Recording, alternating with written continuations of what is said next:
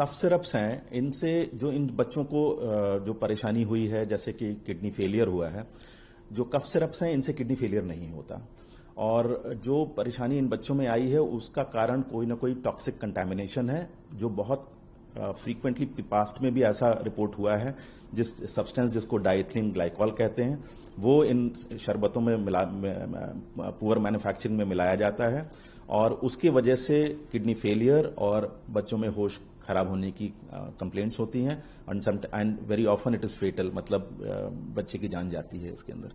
तो ये सारा रोल ड्रग रेगुलेटर्स का है कि वो दवाइयां ठीक से बन रही हैं या नहीं बन रही हैं, या उनके अंदर कोई गलत सब्सटेंस मिलाया जा रहा है या नहीं मिलाया जा रहा।